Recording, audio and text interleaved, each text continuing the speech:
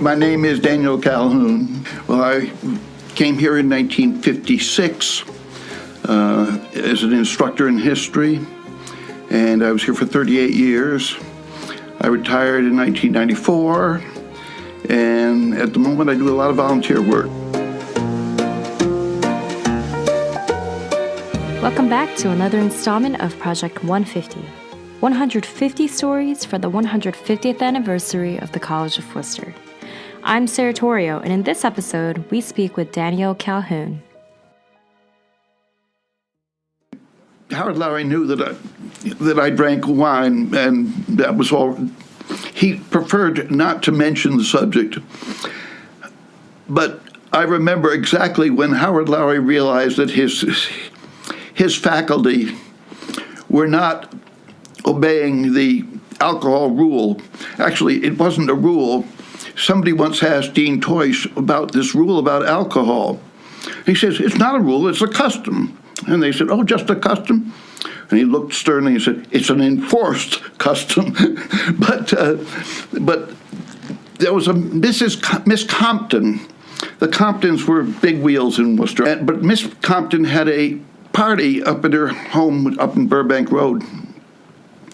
All the faculty were invited, and there was a big long table with two punch bowls, one on each end. One was the alcohol-free punch bowl, and the other one was the alcohol punch bowl. At the alcohol-free punch bowl was my wife, who doesn't drink much, and Howard Lowry.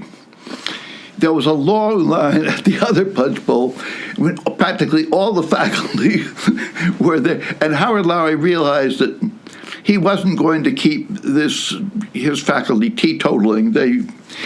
They were going to take advantage of the fact that it was Miss Compton's party and that he couldn't order them into his line.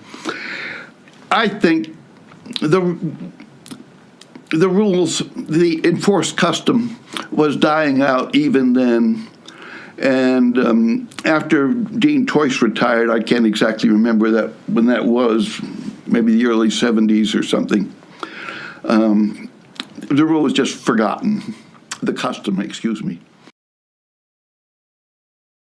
I had no favorite graduation speeches. You're sitting out there, usually in the sunlight. Everybody wants to get through the whole ceremony as quickly as possible.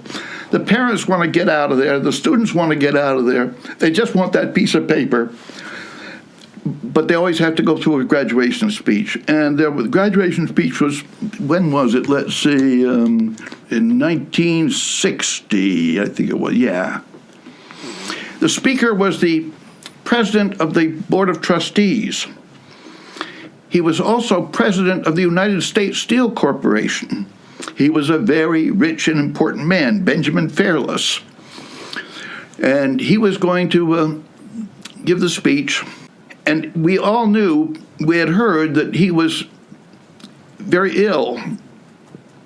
And I'm sure that Howard Lowry was thinking, the chairman of the Board of Trustees, a very rich man, invite him to give the graduation speech, and it may look good on the college's financial ledgers. Benjamin Fairless gets up and he says, I really appreciate being here. He says, I appreciate being asked by President,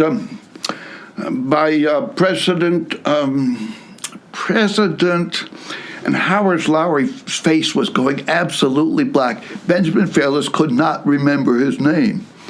By your president, and the faculty broke up.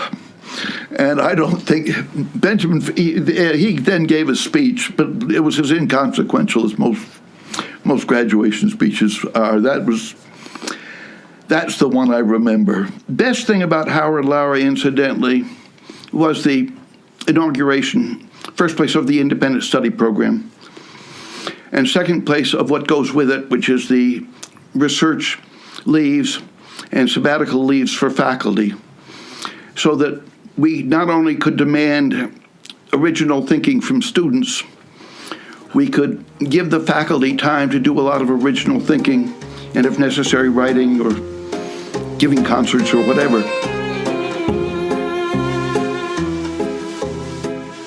This episode was written, produced, and edited by Samuel Carlson, Ronnie Wright, and myself. Special thanks to Brett Woodard, Richard Figge, and Daniel Calhoun. All music used is from audioblocks.com. This project is supported and sponsored by the College of Worcester.